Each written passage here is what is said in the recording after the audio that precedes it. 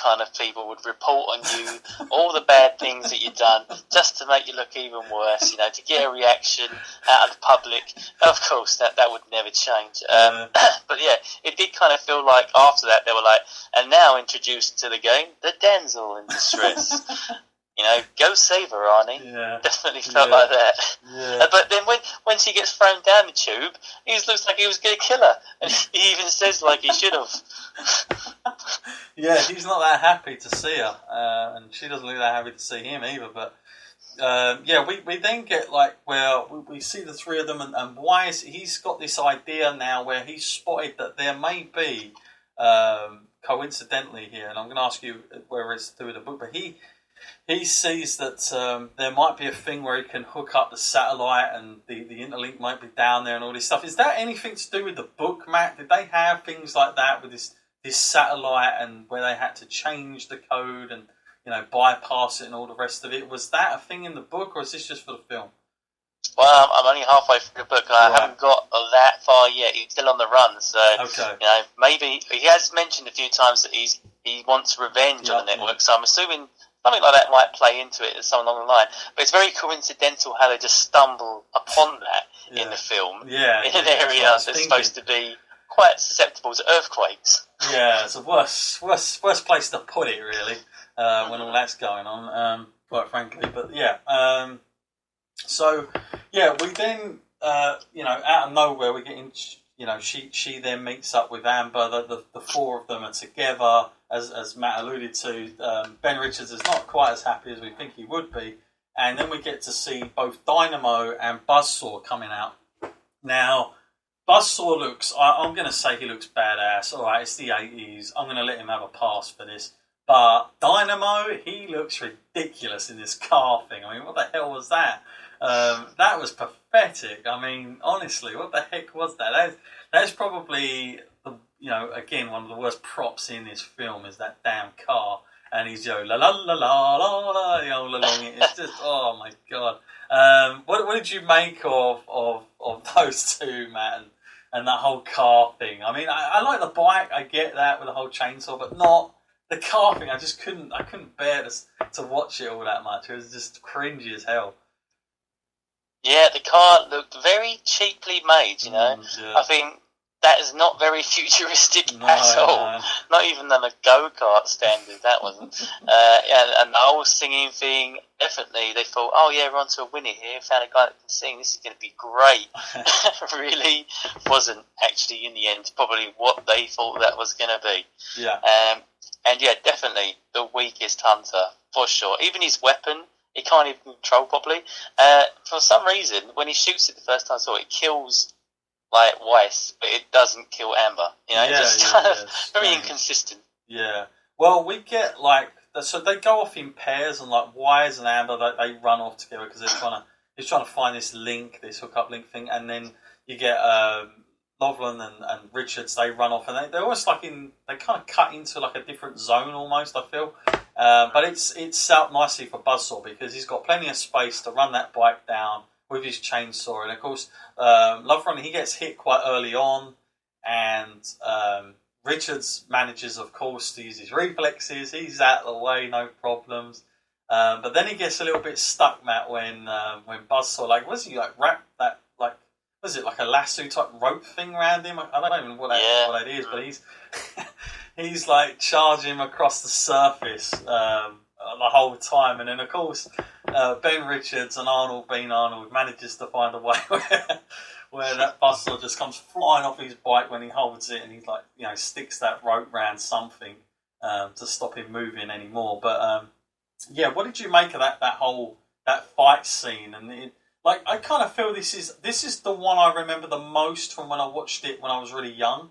It was this fight between Buzzsaw and Arnold. This was the one I felt like, for some reason, in my mind, Buzzsaw was the strongest guy. Probably just because of the way he looked at the time, and I was probably more interested in that on a guy's size rather than anything else. But that stood out the most. But in this, it's quite a brutal ending for this guy because the way that goes down, Matt. Is slightly what is he tipping his crutch, and then it's and you hear that ridiculous scream, which is just hilarious to the whole thing. But it's kind of a brutal ending to it, I guess. But yeah, I still prefer the first one, watching it back again. But originally, this was my favourite. My favourite fight was this one. What was your marks on this particular Stalker and the run-in he had with Ben Richards? Yeah, he was kind of like the medium Stalker for me. Yeah. I mean, I felt like it was good enough, but it really didn't blow me away at all. And especially when I'm looking at the sort of set at this time, it's so tiny, and they're riding the bike up and down in a sort of a vertical line. There's no room for any other manoeuvre. It definitely takes me out of the moment a little bit, because I'm really starting to realise at this point, like, this film is on such a budget.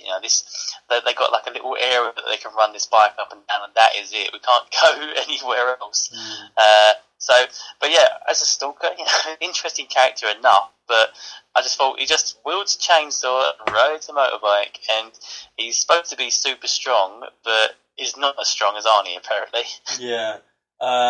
Meanwhile, we see Wise. He finds the uplink, and he's going to try and decode it, and he says, remember these numbers for Mick. Mick Fleetwood again. He's back. And apparently he's going to solve everything if she gets it to him, because he's the guy that's going to get it. So he yells some numbers out and she remembers. But unfortunately, Dynamo finds them, and like Matt said earlier, he manages to, he electrocutes them, but only Wise gets killed in this exchange. I'm not sure how it worked.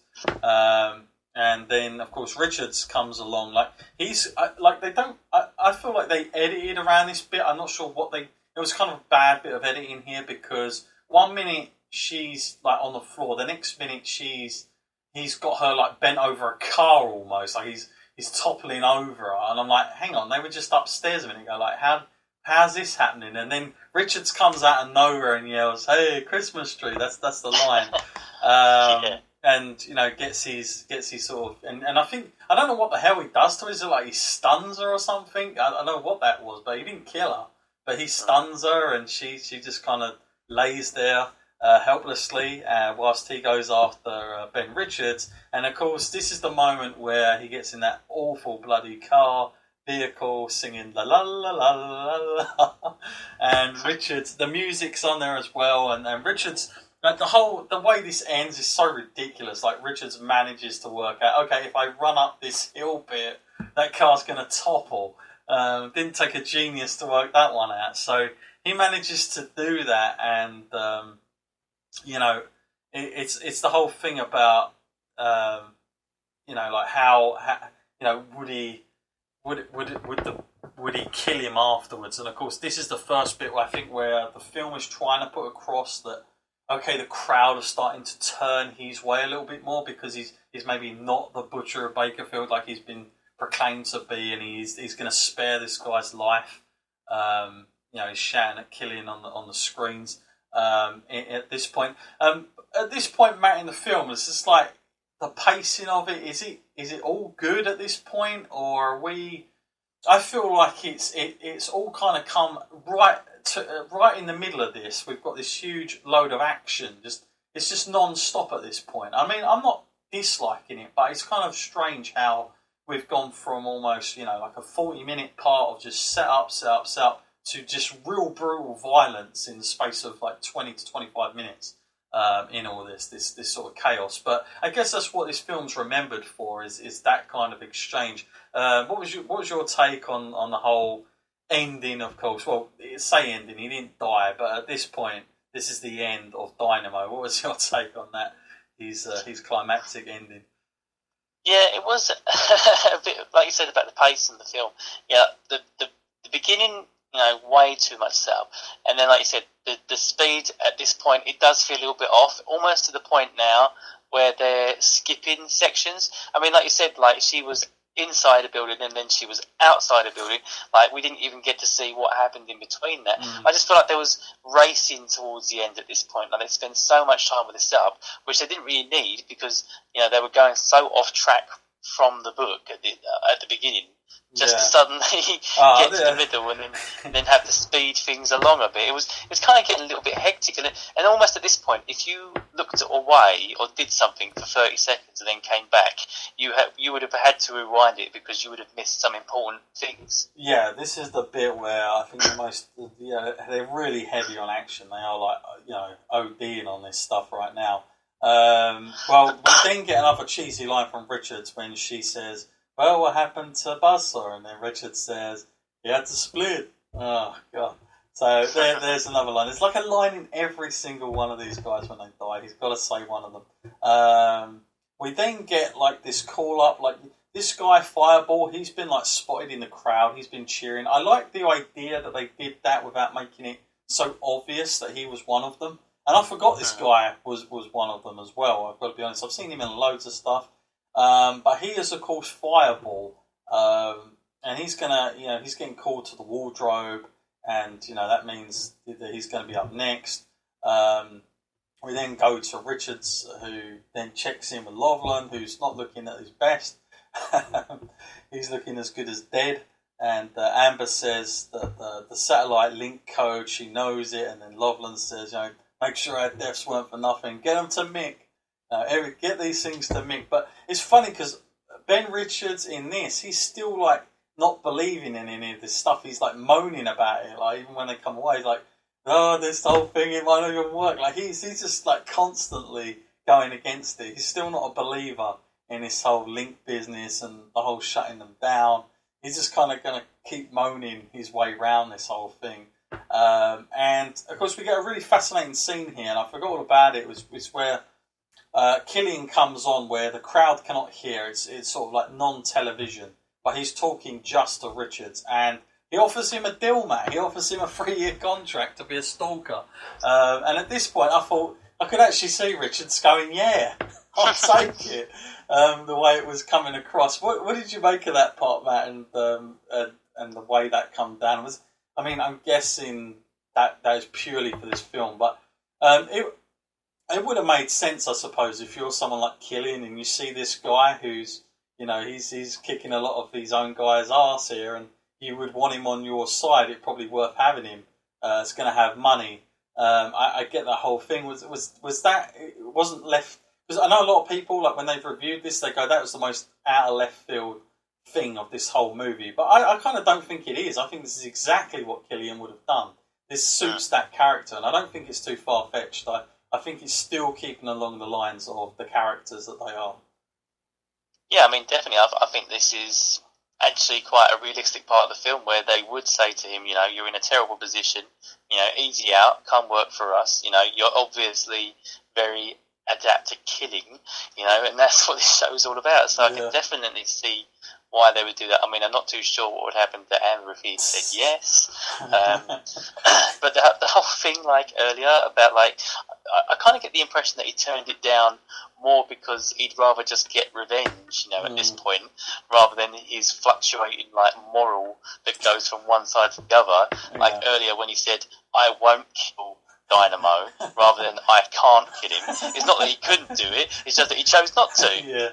Yeah, that's a good point. Well, we get Fireball, who's introduced to us. He's like doing his promo thing, and he's got his jetpack on his back, Matt, which is hilarious as well. He's got a rocket pack thing, and Captain Freeman. They cut to him, and he's looking more and more pissed at this time about what's going on. And then Killian gives his number one fan a chance. And this is the lady at the beginning. It's the old lady that was there, and she's like, "Oh boy, I pick Ben Richards," and he's like, "Now you can't pick him," and she's like, "Well, I want to pick him. That boy's one mean motherfucker." And that's what, of course, a lot of people remember that line. It's hilarious when she says it. And this starts the betting going crazy outside. Like, and then everybody's going to start, making bets for Richard. And it seems like the whole crowd is suddenly now going to start getting behind Richards. Those things probably are a little bit far-fetched for me, but in the context of this film, the way it's gone, I'm just rolling with it at this point. I'm past the point of seeing like complete sense in anything here, so I'm just taking that for what it is. I'm guessing you're the same there, Matt. Yeah, definitely. Especially when we actually get Fireball's special little promo video, and he has these like gravity-defying thrusters that are on him for absolutely no purpose because they're so slow. Yeah, it's a pointless